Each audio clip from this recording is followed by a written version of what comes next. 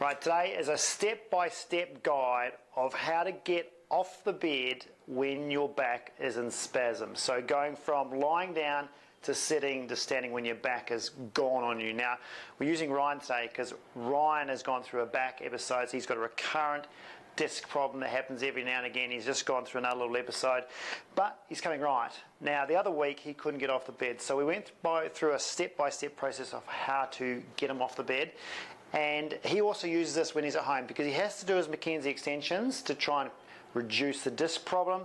But there's some spasm involved with that being on his front, and so this is a sort of a counter to try and get him back off the floor and getting him moving again. So Ryan, do you want to show me your extension first for me? So he goes through his Mackenzie extension, so this one here. So if you've been doing this exercise, this is really, really good for him. But the thing about this, helps with his disc problem, but then he finds because he's been on his front, or if he's been on his front to rest, or he's playing with his kid, if he locks up, then he has to get moving, and it's hard for him to get off the bed or get doing his core exercises. So I'm going to go through. This is one of, you're like this, where you can't get off from your front, then watch this. So the first thing you've got to do is get onto your side.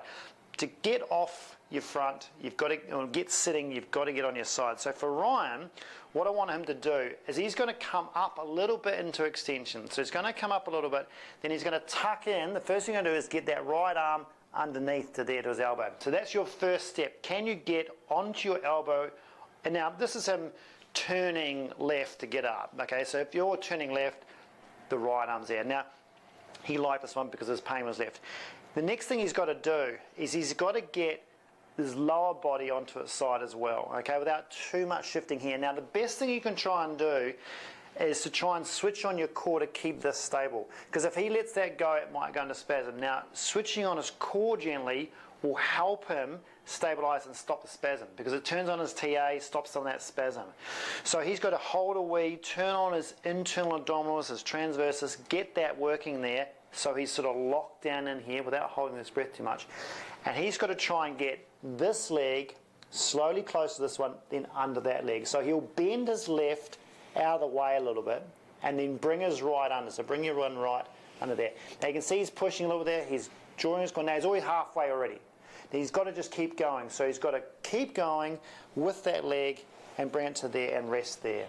And that's his rest position. Now, if he's in trouble at that point and he goes, oh, that's too much, he just goes down, lie on your side, and then you can rest on his side. So if you get to that point and you need to have a rest, just lie on your side. At least he's gone from front to side.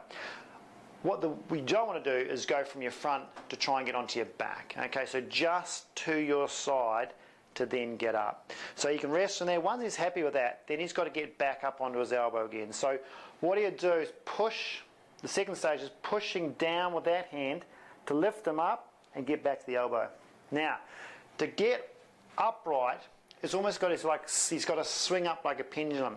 If he bends too much here, he's going to crunch down here. Okay, so when he comes up here, his legs have got to go down. Now, to get them down, he's got to get them close to the edge of the bed. So he just shuffles them over and shuffles his pelvis probably a little bit close as well. Bends that knee a little bit. Now, these two legs are slowly going to creep down as he comes up. So if he can keep his core on, keep that pelvic floor on, he'll keep stable. He's going to push with the right elbow, push the right hand, and he's going to go onto that hand. So eventually he'll push up with that hand as well. So he pushes with the left, away you go. These goes down, and bingo. He just sort of floats upwards. Now, at that point, he's got to stay on. His core has to stay on. He can't let go because he's, bang, straight into loaded sitting. I mean, this is where a lot of people don't like the sitting. So we don't want him here for too long, but if we launch straight up into standing, it's too much. So he's got to sit there and wait and keep his core on, meaning his pelvic floor, keeping that brace in there, and breathe until that settles a little bit, until he goes, okay, it's not spazzing, it's calming down. Now, a lot of people tend to like putting, you can see he's naturally putting a bit of weight through his hands to stabilise, almost like putting sort of struts out for a crane. That's helping him keep sort of weight off his lower back. Eventually, he'll be able to settle that, but you can also use that as a bit of balance, a bit of confidence. Now, before he stands, now, let me just have a look at this. He's probably going to be, in most beds, they're a bit lower than a plinth, so he's probably going to get his feet close to the floor. Just bring that down a little bit. But what he's got to do before he even thinks about standing is to try and get those back muscles even more out of spasm. Now this is where I use that pelvic rock idea. So think of a piano metronome. He's going to rock from his left bum to his right bum like this, but try and keep his upper body center. So it's almost like it's rocking underneath. Now what he's doing is he's getting his left and right back extensors, which are the ones that are going to spasm, getting this left and right back extensors actually actively working, okay, so contracting, which gets them out of spasm. So being sort of locked up like this, they're relaxing, contracting, relaxing, contracting.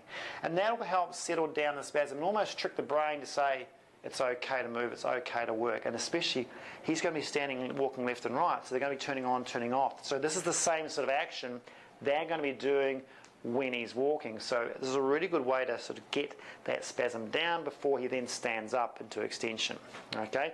Now, to get standing, he's got to now do another shuffle and just, you can use your hands, but shuffle the bum forward, same sort of thing, to the edge of the bed. And I go right to the edge of the bed, which will give him more scope to be able to stand up, because what you're going to do, and this is actually quite a good one for when you're sitting on the toilet as well, because if he has his feet there, to come forward, he has to come forward quite a way, and he's definitely not allowed to flex his back.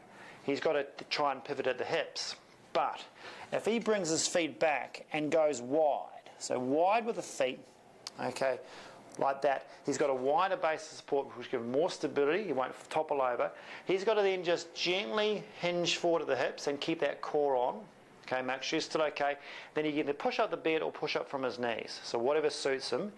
But he's got to not just push and lift with his back, he's got to drive with his legs. He's got to use his legs to push him up rather than lifting his back up. Most people tend to want to lift their back instead of pushing their legs. So think of a squat. He wants to push his toes down through the floor and straighten his knees, keeping that core on, and there's the third stage. Okay, getting up to standing. He's got to then not brace and hold. He's got to gently keep that on, keep the breathing, making sure that's okay. And now we use the same philosophy. We've got to get these back muscles from locking to working. So he's then just going to gently step left and right. So instead of stepping, before you actually get walking, make sure you can actually transfer weight left and right without it locking up. And this will give him way more confidence. And he knows he's not going to sort of go into back spasm when he stands off and walks. And there you have it. Okay, so from then it's a gentle sort of shuffle and a walk, and away you go. So there's your lying down to sitting, and of course going back down is the complete reverse, which we'll go through another time.